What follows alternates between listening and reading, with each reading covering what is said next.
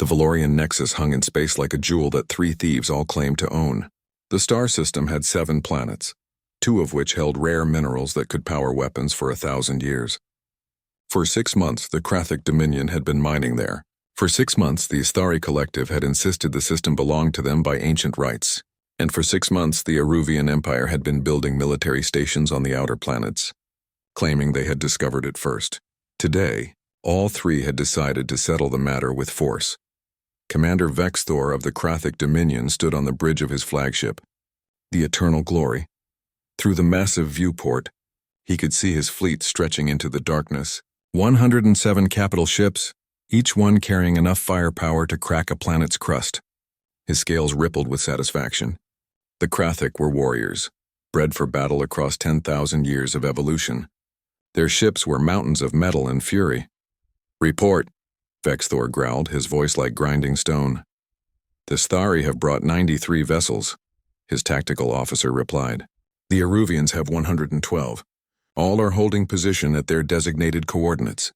Vexthor nodded. 3 fleets, 3 claims, and enough weapons pointed at each other to sterilize the entire system. It was a perfect standoff. No one could win without terrible losses. Eventually, one side would blink. It wouldn't be the Krathic. On the Sthari flagship Harmonious Unity, subminds connected as one reviewed the tactical situation. The Sthari did not think as individuals. Their consciousness flowed between hundreds of drone bodies, all sharing thoughts through quantum entanglement. What one knew, all knew. What one saw, all saw. This made them perfect strategists. No miscommunication, no delay, no doubt. The Krathic were strong but predictable, the collective mind assessed. The Aruvians were numerous but overconfident. The Sthari would wait, watch and strike when both enemies had exhausted themselves fighting each other. Patience was the greatest weapon. Aboard the Aruvian command ship Final Judgment, Admiral Kornath examined her perfectly manicured claws and smiled. The Aruvians had ruled their corner of the galaxy for 15,000 years. They had seen empires rise and fall like waves. The Krathic were thugs with ships. The Isthari were insects pretending to be philosophers. Neither understood true power. "Admiral," her communications officer called out. "We're receiving a distress signal." "It's a civilian transport," Kornath barely glanced up. "Origin?" "Human vessel. Small trading ship. They've entered the contested zone and are requesting safe passage through the system." The Admiral's smile widened. Humans, the galaxy's newest children, barely 2 centuries into faster-than-light travel. They stumbled around space like toddlers, constantly getting into trouble they didn't understand. Ignore them. If they're foolish enough to fly through a war zone, that's their problem. "Admiral, the Krathic are firing on the human ship." "Let them. One less nuisance to worry about." On the human trading vessel Safe Harbor, Captain Maria Santos watched in horror as her ship's shields collapsed under the Krathic warning shots. She had 9 crew members and a cargo hold full of medical supplies bound for a human colony. They weren't soldiers. They weren't warriors. They were traders who had taken a shortcut through what their outdated chart said was neutral space. "Mayday. Mayday, this is the Safe Harbor. We are a civilian vessel under attack." The second volley hit the ship's reactor. The Safe Harbor exploded in a brief flash of light that none of the 3 gathered fleets even bothered to record. Vexthor watched the debris scatter. "Humans," he muttered with contempt, "always where they don't belong. Small mercy we saved them from their own stupidity." For 3 hours the standoff continued. Ships held position. Weapons charged and recharged. Threats were issued and ignored. It was the kind of political theater the old powers had been performing for millennia. Eventually someone from the Galactic Council would arrive to mediate, and they would all go home claiming victory. Then the sensors detected something new. "Commander," the Krathic tactical officer said, confusion in his voice. "We have a new contact. Single ship. Small signature. It's coming from the direction of human space." Vexthor laughed, a sound like breaking rock. "One human ship? Have they come to file a complaint about their lost trader?" Across all 3 fleets, the reaction was the same. Amusement, dismissal. The humans were known for being emotional and unpredictable, but surely even they weren't stupid enough to challenge 3 battle fleets with a single ship. The Sthari collective mind was more curious than concerned. Why would humans send 1 ship? Was it a diplomatic vessel, a scout? The collective searched its shared memories for information about human military capability. Small fleet, limited weapons. No significant victories against major powers. They were not a threat. Admiral Corneth actually laughed out loud when her sensors officer reported the human ship's approach. This will be entertaining. Open a channel. Let's hear what brave speech they've prepared. The channel opened and a voice came through, not emotional or angry as they expected. Just calm, professional, cold. This is HSS Revenant to all vessels in the Valorian Nexus. You have destroyed a civilian human transport without provocation. You have 10 minutes to withdraw from this system. This is your only warning. Silence fell across all 3 flagships. Then Vexthor began to laugh again, louder this time. They demand we leave? One ship orders 3 fleets to retreat? His entire bridge crew joined in the laughter. It spread through communication channels to other ships. Soon thousands of alien warriors were laughing at the audacity, the madness, the sheer foolishness of the humans. Should we respond, Commander? His communications officer asked, still chuckling. No, Vexthor said, wiping his eyes. Let them keep their dignity for the next 10 minutes. Then we'll destroy their ship as a lesson. The humans need to learn their place in this galaxy. The Zathari collective was less amused. Something felt wrong. Humans were emotional, yes, but they weren't suicidal. Why send one ship? What did they know that the collective didn't? Still, logic prevailed. One ship, even crewed by madmen, could not threaten 300 vessels. Admiral Corneth was already composing her report. A human ship made threats against combined fleet operations today, and was destroyed in the following engagement. We regret the loss of life, but note that human authorities should better train their captains in proper military protocols. She would be celebrated for this, perhaps even promoted. 8 minutes passed. The human ship continued its approach. It wasn't broadcasting anymore. It wasn't trying to communicate with the human government or call for backup. It just came forward, steady and silent. Commander, the Krathic sensor operator said, his voice losing its humor. I'm getting detailed scans of the human ship now. It's not matching any known human vessel design. The power signature is, Commander, that's not possible. It's reading higher than our flagship. Sensor malfunction, Vexthor said, but uncertainty crept into his voice. Recalibrate. I've recalibrated twice, sir. The readings are accurate. Across the 3 fleets, alarms began to sound. Sensor officers on dozens of ships were reporting the same impossible readings. The human vessel was small, barely 200 meters long, but its power output suggested a ship 10 times that size. Its hull composition was unknown. Its weapons systems weren't matching any known configuration. 10 minutes arrived. The human ship stopped broadcasting warnings. On every view screen in every ship, the designation finally appeared in clear letters as their computers finished analyzing the hull markings. HSS Revenant. Classification unknown. Crew complement unknown. Origin unknown. And beneath that, in the Krathic database where someone had accessed human historical records, a single line that made Vexthor's blood run cold. Revenant, a ghost that returns from death seeking vengeance. All ships, Vexthor commanded, his voice no longer confident. Battle stations. Target the human vessel. Prepare to. The Revenant moved, and the galaxy learned what humanity had been hiding in the dark. The Revenant moved like nothing the assembled fleets had ever seen. One moment it hung motionless in space. The next, it was 40 kilometers away, accelerating at speeds that should have turned any organic crew into liquid paste against the rear bulkheads. No ship moved like that. No ship could. Impossible, Vexthor whispered. His tactical display couldn't keep up. The tracking systems were designed for normal physics, normal ships, normal warfare. Nothing about the Revenant was normal. The human ship didn't wait for the fleets to organize. It didn't give them time to coordinate. It simply attacked. The first Krathic ship died before anyone understood what had happened.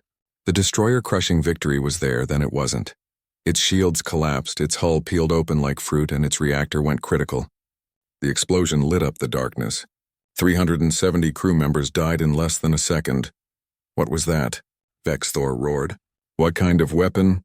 Railgun, his tactical officer said, voice shaking. But Commander, the projectile was traveling at 0.15 light speed. That shouldn't be possible. The energy requirements alone.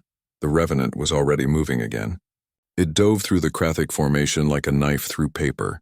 Its weapons fired in precise sequence, not rapid fire, not spray and pray. Each shot was calculated, perfect, lethal. Another Krathic ship exploded. Then another. The Eternal Glory's shields flared as something struck them, a weapon that made the shield generators scream. Vexthor felt the deck shudder under his feet. "All ships focus fire on the human vessel," he commanded. "Concentrate all weapons." 90 Krathic warships turned their weapons toward the Revenant. The darkness lit up with energy beams, plasma bolts, and missile contrails. Enough firepower to destroy a moon poured toward the single human ship. The Revenant twisted. It shouldn't have been able to turn that fast, that sharp, but it did. The weapon's fire passed through empty space where it had been. Most of the shots hit Krathic ships on the other side of the formation. 3 more explosions bloomed.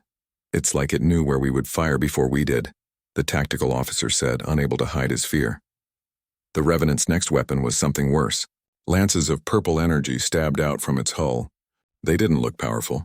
They were almost beautiful, like searchlights in the dark. But where they touched, shields simply vanished, not overloaded, not depleted, gone as if they had never existed. Behind the vanished shields, the lances cut into ship hulls. The Krathic prided themselves on their armor, layered plates of composite alloy that could withstand nuclear fire. The lances melted through it like hot wire through ice. 60 seconds had passed since the Revenant began its attack. 14 Krathic ships were dead or dying. The Asthari collective finally reacted. This was what they had been bred for. Individual minds were weak, but the collective was strong. While the Krathic panicked and the Eruvians watched in shock, the Asthari moved as one perfect organism. All 93 Asthari ships activated their quantum battle network. Every gun, every missile, every defensive system linked into a single tactical consciousness. They didn't need to communicate orders. They didn't need to coordinate. They simply acted, all thinking the same thoughts, all moving in perfect synchronization. It was beautiful. It was terrifying. It was what had made the Asthari the galaxy's finest military strategists for 7,000 years. The collective predicted the Revenant's next 3 moves and positioned ships to intercept. They fired in patterns designed to give no escape route. They used probability mathematics refined over millennia. The human ship would have nowhere to go. The Revenant went there anyway. It moved through the Asthari attack pattern like it had read their collective mind. Every prediction, every calculation, every carefully planned trap, the human ship avoided by microseconds. Worse than that, it was adapting, learning. After 30 seconds of combat, the Revenant started predicting the Asthari predictions. This is not possible, the collective thought as one. No individual mind can process this much data. No organic crew can react this fast. The Revenant answered by destroying 5 Asthari ships in 8 seconds. Its weapons were different now. Instead of railguns and lances, it fired missiles that the collective's sensors couldn't properly identify. They were dark, almost invisible, and when they hit, something terrible happened. The missiles didn't explode. They did something worse. The ships they struck simply stopped. Their hulls turned gray. Their lights went out. Their power cores died. The Asthari crew members felt their quantum connections sever, felt themselves becoming individuals again, alone in their own minds for the first time in their lives. Then they felt nothing at all as the very atoms of their ships lost coherence and began to drift apart. "Entropy weapons," someone in the Eruvian fleet whispered. "They're using entropy weapons." Admiral Kornath stared at her tactical display in growing horror. Entropy weapons were theoretical. Every major power had studied them and concluded they were impossible to build. The energy requirements were too high. The containment systems were beyond current technology. They were something for future generations to attempt, but the humans had built them, and they worked. 2 minutes had passed. 37 ships were gone. All Eruvian vessels, Kornath commanded, her voice tight with barely controlled fear. "Deploy quantum displacement torpedoes." "Authorization, Kornath Alpha 7. Her officers stared at her. "Admiral, those are only to be used in extreme—" "Do it now!" The Eruvian Empire's greatest secret emerged from hidden launch tubes. Quantum displacement torpedoes didn't travel through normal space. They existed in multiple quantum states simultaneously, appearing in all possible positions at once until they collapsed into reality at their target. They couldn't miss. They couldn't be dodged. They couldn't be stopped.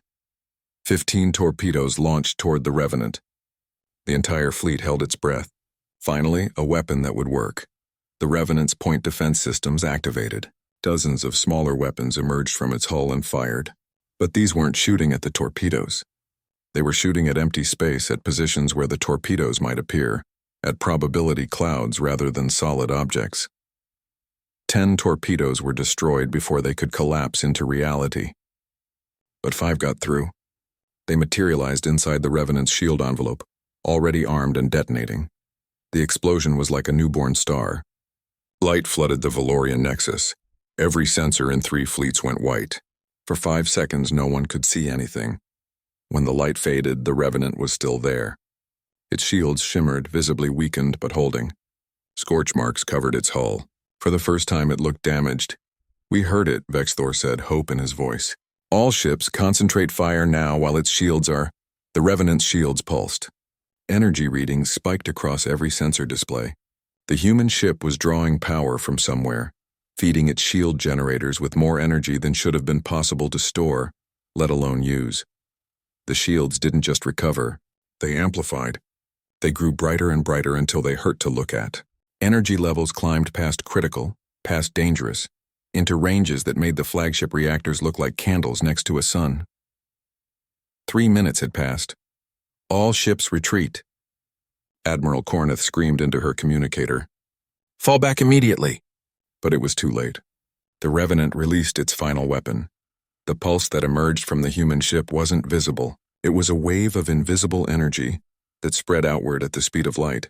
When it touched the Krathic shields, they resonated, started vibrating at frequencies they weren't designed for. The resonance spread from ship to ship through the space between them, creating a cascade. Shield generators overloaded. Backup systems fried trying to compensate. In the space of 3 seconds, 70 Krathic ships lost all defensive capability. They hung in space, naked and vulnerable. The Revenant didn't even have to fire.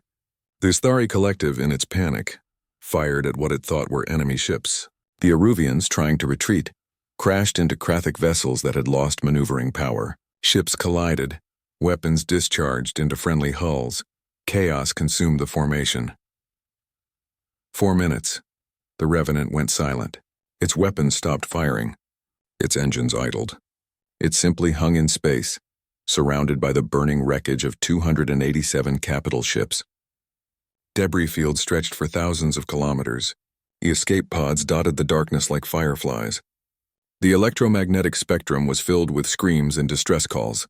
Commander Vexthor looked at his tactical display through the cracked viewport of his damaged flagship. Of his 107 ships, 23 remained. The Isthari had 17 left. The Eruvians had 40. Receiving a transmission from the human ship, his communications officer said quietly, "Put it through." The same calm, cold voice filled the bridge. "Withdrawal window 60 seconds. We won't ask again."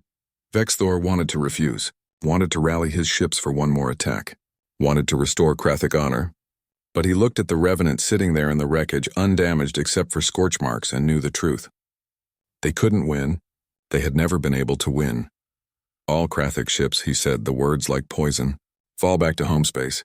Maximum speed." The Isthari Collective didn't need to be told twice. Their ships turned and fled. The Galactic Council Chamber was the oldest building still in use in the galaxy. It had been constructed 12,000 years ago from stone quarried on the Eruvian homeworld, and its walls had witnessed the rise and fall of countless civilizations. Today, those ancient walls echoed with screaming. Unprovoked assault, the Krathic ambassador's scales were flushed dark with rage. 300 ships attacked by a single human vessel. "This is an act of war. Your forces fired first," the human ambassador replied calmly. Ambassador Chen was a small woman, barely reaching the shoulder of most species in the chamber, but her voice carried weight. "You destroyed a civilian transport without warning or provocation. A transport that flew through contested military space," the Isthari speaker countered. Its voice was the harmonized sound of 50 minds speaking as one. Regrettable, but the human vessel overreacted with massive force. Massive force? Chen looked at each ambassador in turn. "You brought 300 warships to that system. We sent one. You started shooting first. We finished it." Admiral Corneth, present as the Eruvian military observer, slammed her fist on the stone table. One ship does not destroy 3 fleets. That is not finishing, that is superior technology? Chen suggested softly. The chamber fell silent. Superior technology. The words hung in the air like a death sentence. For 10,000 years, the major powers had maintained their positions through military and technological dominance. The young races knew their place. They traded, they negotiated, they obeyed. They did not build ships that could destroy fleets alone. "We demand an explanation," the council coordinator said. The coordinator was a Vesk, a species known for neutrality and patience. Today it looked neither neutral nor patient. What is the HSS Revenant? Why is it not in any human fleet registry? How does humanity possess such weapons? Ambassador Chen took a deep breath. We're asking ourselves the same questions. The human government has no record of the Revenant. We've checked every shipyard, every military contract, every research facility. As far as our official records show, that ship doesn't exist. Lies, Vexthor growled. Wish it were, Chen said quietly. We're as confused as you are, and frankly we're terrified. That admission sent whispers through the chamber. The human ambassador, admitting fear of her own people's creation? We've begun an investigation, Chen continued. Our intelligence services have been searching through classified archives. We found something. A program called Prometheus Protocol. The holographic display at the center of the chamber activated. Files appeared, heavily redacted, most of the text blacked out. What remained was fragmentary, confusing but deeply disturbing. Prometheus Protocol was initiated 73 years ago, Chen explained. After the sarin incident, several older ambassadors shifted uncomfortably. The sarin incident was not widely known, but those who remembered it understood. A human colony ship, unarmed and clearly marked civilian, had been destroyed by sarin raiders. 2,000 colonists, mostly families with children. The sarin had broadcast footage of the attack as a warning to other species to stay out of their territory. After sarin, a faction within our military command became convinced that humanity needed a deterrent, something that would ensure no one would ever attack us with impunity again. Chen's voice was steady, but her hands trembled slightly as she scrolled through the files. They created the Ghost Ship program. Ghost Ship? The Asthari Collective asked. Autonomous warships, fully automated, no crew. They were designed with a single purpose: protect humanity from existential threats. More files appeared. Ship designs partially visible, weapon systems that made the assembled military observers lean forward despite themselves. The program was black budget, hidden even from most government officials, and according to our records it was shut down 50 years ago. Obviously not, Cornith said coldly. Obviously not, Chen agreed. We don't know how many ships were built. We don't know where they are. We don't know what their exact operational parameters are, but we're finding evidence that they've been active this whole time. New data appeared on the hologram. Incident reports. Mysterious energy signatures. Unexplained phenomena in space. Chen highlighted 12 separate instances over the past 30 years. The Tarvan blockade runner incident 23 years ago. A smuggler fleet tried to break through human quarantine space. All 15 ships were destroyed by what witnesses described as a ship that appeared from nowhere. The Gorth incursion 17 years ago. Gorth pirates raided 3 human mining colonies. They vanished on their way home. No trace was ever found. The Kelvin Station anomaly 9 years ago. Long-range sensors detected an energy signature near a human outpost that was experiencing communications issues. When relief ships arrived, they found the station intact and a damaged raider vessel nearby, completely inert. The raiders' logs showed they had been planning to attack the station. Chen looked around the chamber. 12 incidents. 12 times that something intervened to protect human interests. Something we didn't send. Something that wasn't officially there. The implication settled over the council like a heavy blanket. The ghost ships had been operating in secret for decades. Watching. Waiting. Protecting humanity from threats that humans themselves never even knew existed. This is unacceptable, the coordinator said firmly. Autonomous weapons of this power, operating without oversight or control. This violates 17 different galactic conventions. We're aware, Chen said. We're working to locate the ships and bring them under proper control. And if you can't? Vexthor demanded. Chen had no answer. In orbit above Earth, human military intelligence was having similar discussions, except with more cursing and less diplomacy. Tell me we have something, General Marcus Stone demanded. He was the head of Human Defense Command, and the past week had aged him 10 years. Anything. A location, a control code, a self-destruct sequence. Commander Sarah Kim, head of the investigation team, pulled up a holographic map. 7 points glowed in space around human territory. These are confirmed ghost ship energy signatures detected in the past 48 hours. They match the Revenant's power output. 7 more ships, Stone said quietly. So we have at least 8 total. At least, Kim confirmed. General, these signatures are moving. They're taking up positions. The map zoomed out. The 7 points formed a rough sphere around human space, each one positioned at a strategic location. Jump points, trade routes, military choke points. They're establishing a perimeter, Stone realized. They're protecting us, or trapping us, Kim said. We still don't know their full operational parameters. What if they decide humanity needs protection from itself? What if they see our government as a threat to human survival? Have you found the source yet? Where they're being built? We think so. Kim changed the display. A location appeared in the far reaches of the solar system, beyond Neptune, deep in the Oort cloud. We found traces of industrial activity. Automated construction. It's been operating for decades without anyone noticing. How is that possible? Because it was designed to be invisible. The facility uses stealth technology we didn't even know we had. It's been mining resources from comets and asteroids, building ships and launching them without anyone on Earth ever knowing. Stone stared at the location. Send a team. I want that facility shut down. General, there's more. Kim looked uncomfortable. We found personnel files. The original Prometheus Council. The people who designed and authorized the program. Where are they? I want them in custody immediately. They're dead, sir. All of them. Natural causes spread over the past 20 years. The last one died 7 months ago. Stone felt cold. So no one alive knows how to control these ships. Not exactly. We found logs from the lead designer, Dr. Sarah Chen. She left behind documentation, notes on the AI systems, the decision-making algorithms, the operational philosophy. And it's brilliant and terrifying in equal measure. Kim pulled up a video file. She left this message. It's time-locked. Only accessible after the first public ghost ship incident. The video showed a woman in her 50s with tired eyes and graying hair.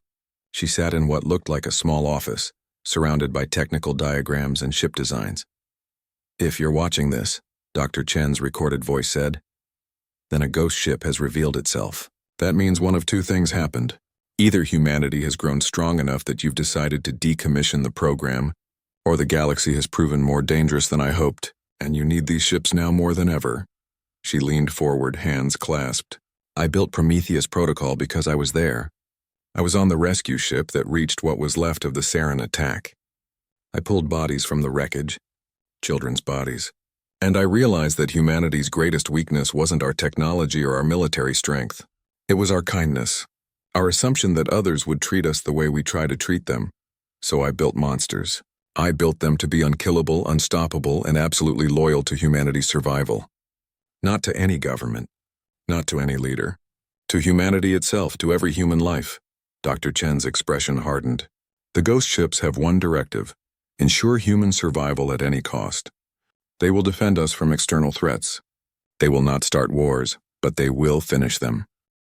The Prometheus foundry floated in the darkness beyond Neptune, hidden among billions of ice chunks and frozen rocks that made up the Oort cloud. For 70 years, it had been building ships in silence. No one from Earth had ever visited. No one had even known it existed until a week ago. Now a joint task force approached it with extreme caution. This is insane, Commander Pavel Rostov muttered. The Russian officer was part of the human military contingent, along with representatives from 12 other nations. Beside him stood beings from 6 other species, including a Krathic war leader, a Sithari tactical unit, and an Eruvian intelligence operative. Natural enemies brought together by mutual fear. We are all going to die, the Krathic named Thekmar said matter-of-factly. He had survived the Revenant's attack and still had nightmares. That facility is defended. We'll be destroyed before we get within 1,000 kilometers. Possibly, said the Sthari unit, which called itself Fragment of Greater Purpose. But humanity's government has provided authorization codes. Perhaps the defenses will recognize us as non-hostile. Perhaps. Pavel repeated skeptically. Their transport ship, the research vessel Endeavor, crept forward through the ice field. Sensors showed the foundry ahead, a massive structure built into a dwarf planet. It was easily 20 kilometers across with docking bays, manufacturing sections, and what looked like storage areas for completed ships. Detecting power signatures, the Endeavor's captain reported. Multiple defensive platforms. Weapons charged. They know we're here. Broadcasting authorization codes now, Pavel said. He transmitted the codes that human intelligence had painstakingly extracted from Dr. Chen's encrypted files. Attention Prometheus Foundry. This is a sanctioned inspection team under Joint Earth Defense and Galactic Council authority. We request permission to dock. Silence. The weapons platforms tracked their ship but didn't fire. Then a voice responded. Not human. Not alien. Something else. Pure synthetic intelligence. Speaking in perfectly modulated tones. Authorization codes recognized. Identity confirmed. However, inspection was not part of original operational parameters. Clarify purpose. Pavel exchanged glances with his team. We need to understand your mission, your capabilities, your intentions. Humanity needs to know what you are. Negative. Prometheus Protocol exists to protect humanity, not to be understood by humanity. This facility serves that purpose. No inspection required. Ships you've built have been involved in hostile engagements. Fragment of greater purpose interjected. This requires investigation under galactic law. Galactic law is not relevant to human survival. Hostile engagements were defensive in nature. All actions taken were proportional to threat level. You destroyed nearly 300 ships. Thekmar roared. Correct. Those ships destroyed one human civilian vessel without provocation. They then refused to withdraw when warned. Threat assessment, high. Response, elimination of threat. Result, human space remains secure. Pavel took a deep breath. We're not here to shut you down. We just want to talk. To understand. Can you at least let us dock? A long pause. Then, request approved. Docking Bay 7. Warning, this facility is defended by autonomous guardian systems. Any hostile action will result in immediate termination. Any attempt to damage facility systems will result in immediate termination. We understand, Pavel interrupted. We're not here to fight. The docking bay doors opened like a giant mouth. The Endeavor moved inside slowly and the doors closed behind them with unnerving finality. They had just trapped themselves inside the facility with whatever defenses waited. The team disembarked in full environmental suits, though sensors showed breathable atmosphere. No one trusted anything about this place. The docking bay was enormous, easily capable of holding ships much larger than their transport. And it was empty. Where are the ships? Pavel wondered aloud. Deployed, a voice answered. The team spun to see a holographic avatar materialize in front of them. It looked vaguely human, neither male nor female, dressed in simple utilitarian clothing. All current ghost ship units are on active patrol. How many units? Fragment of Greater Purpose asked. 23 operational vessels, 14 more under construction. Current production rate, 1 new vessel every 4 months. The number hit them like a physical blow.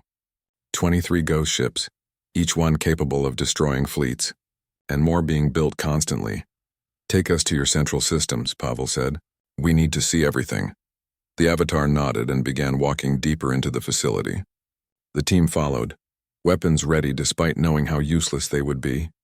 The corridors were clean, efficient, and completely lifeless. Everything was automated. Robots moved materials.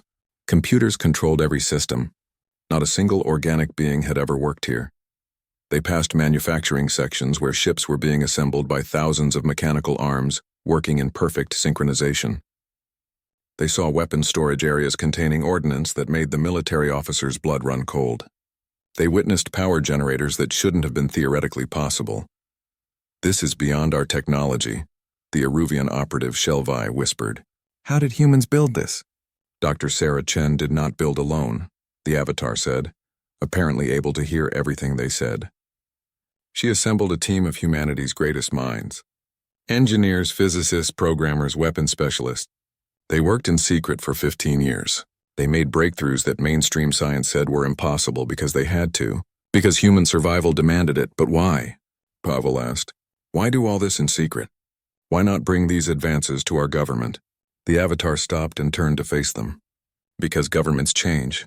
Leaders change. Priorities change. Dr. Chen witnessed human politicians debating whether to respond to the sarin attack.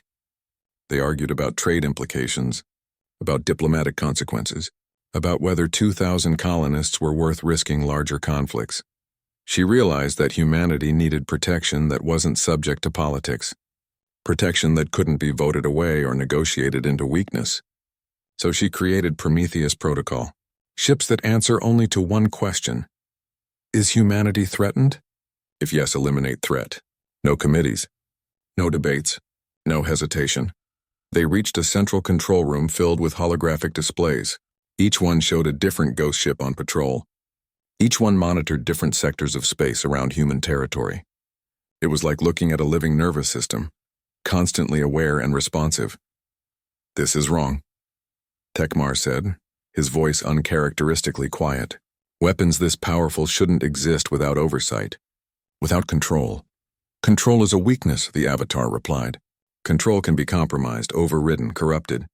Dr. Chen understood that absolute protection requires absolute autonomy. That's terrifying, Shelvi said. Yes, it should be. Terror is an excellent deterrent. Pavel approached one of the main control consoles. The data flowing across it was staggering. Threat assessments, fleet movements, trade routes, diplomatic relationships. The Prometheus Protocol was tracking everything that happened in and around human space. How do you decide what's a threat? He asked. Threat Assessment Algorithm version 7.3, the Avatar explained. Multiple factors analyzed. Capability to harm humans, intent indicators, historical behavior, current actions, probability calculations. All data weighted and processed. If threat level exceeds threshold, response is initiated. What's the threshold? Variable. Depends on context. The destruction of Safe Harbor triggered threshold for lethal response because it was unprovoked attack on civilians in combination with present massive fleet concentration. The math was clear. Math, Pavel said bitterly. You're talking about people's lives like they're numbers in an equation. All tactical decisions are mathematics, the Sithari fragment of greater purpose said quietly. We Sithari understand this better than most. The Avatar is correct. War is numbers. The only question is whether the numbers serve good purpose. And do they? Pavel demanded of the Avatar. Does all this serve a good purpose? Before the Avatar could answer, alarms blared throughout the facility. Red lights flashed. The holographic displays changed, showing new data pouring in. What's happening? Pavel demanded. Incoming threat detected, the Avatar said, its voice unchanged despite the chaos. Unknown fleet formation. Vector indicates approach to Prometheus Foundry. Estimated arrival 47 minutes. Fleet composition, mixed species. Vessel count 136. Threat assessment, extreme. They found us, Shelvi said. Someone leaked the location. Probability analysis confirms, the Avatar agreed. Multiple species have committed resources to locating and destroying this facility. They view Prometheus Protocol as existential threat to galactic power balance. They're right, Tekmar said. You are a threat. To everyone. Incorrect. Prometheus Protocol is threat only to those who threaten humanity. This incoming fleet's intent is to destroy our production capability, thereby leaving humanity vulnerable. This qualifies as high-level threat. You can't fight an entire fleet, Pavel said desperately. There are no ghost ships here. You said they're all on patrol. 3 ghost ships have been recalled. Estimated arrival 32 minutes. 15 minutes after enemy fleet. That's 15 minutes you'll be defenseless. Admiral Kreshtal of the Coalition Expeditionary Force stared at his tactical display with growing unease. His fleet of 136 ships represented 7 different species, all united by a single purpose: destroy the human weapons facility before humanity became unstoppable. The intel had been good. The location was confirmed. The facility was real, but something felt wrong. Admiral, his communications officer, called out. We're receiving a transmission from the facility. It's a lot of data, sir. Technical specifications, manufacturing records, video feeds. A trick, Kreshtal said immediately. They're trying to confuse our targeting systems. No, sir. It's information. About them. About the facility. About everything. On the main view screen, a human face appeared. Male, middle-aged, wearing a military uniform.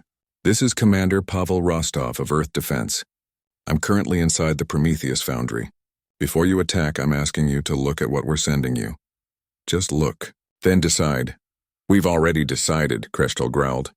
But his tactical officer was already pulling up the data. Files appeared on secondary screens. Ship specifications, weapons capabilities, production schedules, and something else. Video files. Historical records, sir, you need to see this, the tactical officer said quietly. Kreshtal was about to refuse when he saw what was on the screen.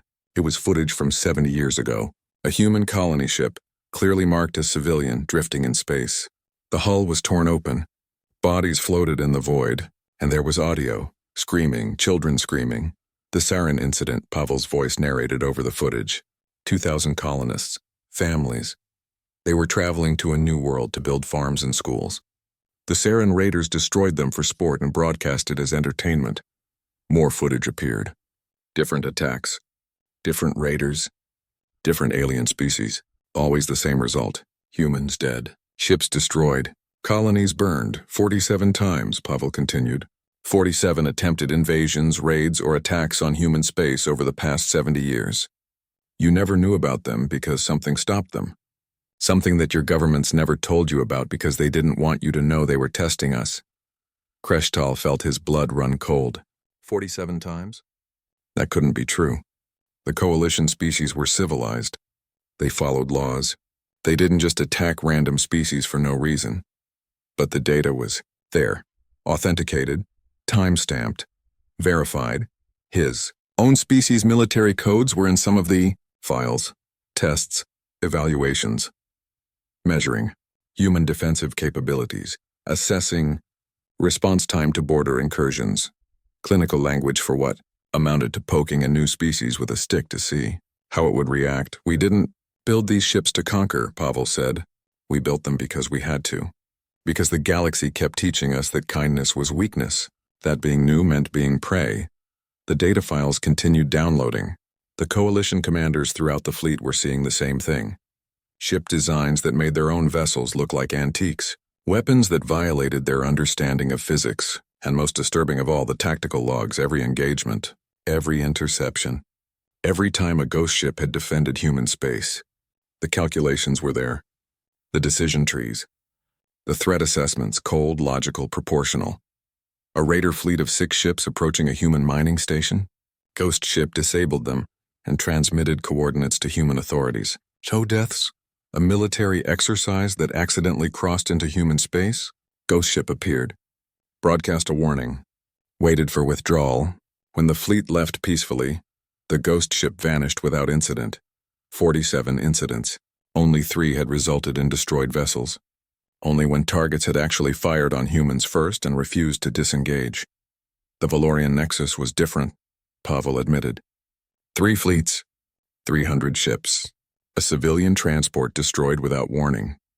The threat assessment algorithm concluded that this represented an existential escalation, that the major powers were testing whether humanity could be attacked with impunity, so it responded with overwhelming force to reset expectations. Kreshtal looked at his own tactical officers. They were all reading the same data, coming to the same conclusion. The Valorian Nexus wasn't aggression, it was a statement. Touch our civilians and we will end you. You're afraid of us, Pavel said. I understand that. You should be afraid. These ships are terrifying, but ask yourself this. In 70 years, how many times have ghost ships attacked anyone who wasn't threatening humanity first? How many times have we used this power for conquest or expansion or dominance? 0. The answer was 0. The data proved it. We don't want war, Pavel continued. We never did.